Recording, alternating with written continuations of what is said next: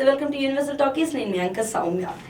ఇద్దరు అందాల కథానాయికలతో అని చెప్పేసి ఒక స్పెషల్ టైటిల్ తో అయితే మనకు కనిపిస్తుంది. సో నార్మల్ గా కమర్షియల్ చిత్రాలంటే మనం ఏం చూస్తూ ఉంటాం, రెండు కోణాల్లో కనిపించే ప్రధాన పాత్రలు, ఇద్దరు హీరోయిన్స్, అలాగే ఒక ఫ్లాష్ బ్యాక్ ఉండే ఎపిసోడ్స్. సో మ్యాక్స్ అగ్రకథానాయకుల సినిమాలన్నీ కూడా ఇలాగే ఉంటాయి. సో సేమ్ చిరంజీవి మరియు బాలకృష్ణ వచ్చిన సినిమాలన్నీ కూడా మనం ఇదే రూపంలో చూస్తూ ఉంటాం. సో బిఫోర్ లాస్ట్ ఇయర్ వచ్చిన సంక్రాంతికి వచ్చి బ్లాక్ బస్టర్ హిట్స్ అందుకున్న వాల్తేరు వీరయ్య అవ్వచ్చు లేదా వీరసింహారెడ్డి, ఈ రెండు కూడా ఒకటే టైప్ ఆఫ్ కాన్సెప్ట్స్ లో ఎట్ ఏ టైం రిలీజ్ అయినాయి. అండ్ దానికి వాల్తేరు వీరయ్యకి బాబీ డైరెక్ట్ చేయగా, వీరసింహారెడ్డికి గోపీచంద్ మల్లేని డైరెక్ట్ చేశాడు. సో ఇప్పుడు ఇదే కాంబినేషన్ లో మళ్ళీ మూవీతో అయితే ఇద్దరు సేమ్ కాంబినేషన్స్ తో చిరంజీవి గారు అలాగే బాలకృష్ణ గారు రాబోతున్నారు.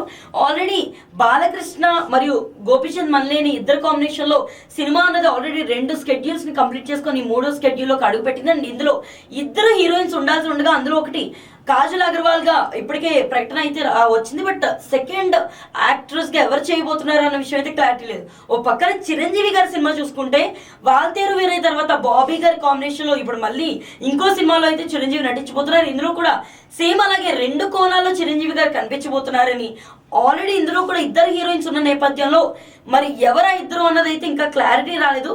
మరి ఈ 2 సినిమాలు కూడా ఒకేసారి సేమ్ వాల్తేరు వీరయ్య లేకపోతే వీరసింహారెడ్డి రిలీజ్ అయినట్టు 2 ఎట్ ఏ టైంలో రిలీజ్ అయ్యే ఛాన్సెస్ ఉన్నాయా? మరి సెకండ్ హీరోయిన్ గా బాలకృష్ణ సినిమాలో ఎవరిని పెట్టకపోతున్నారు? అండ్ చిరంజీవి గారి లుక్ టెస్ట్ కూడా కంప్లీట్ అయిందంట మరి 2 వేరియేషన్స్ లో కూడా. మరి ఆ రెండిట్లో కూడా చిరంజీవి గారు ఎలా ఉండబోతున్నారు? ఈ విషయాలన్నీ కూడా ఇంకొంతకాలం వెళ్లే కొద్ది మనకు క్లారిటీ వచ్చే ఛాన్సెస్ అయితే ఉంటాయి.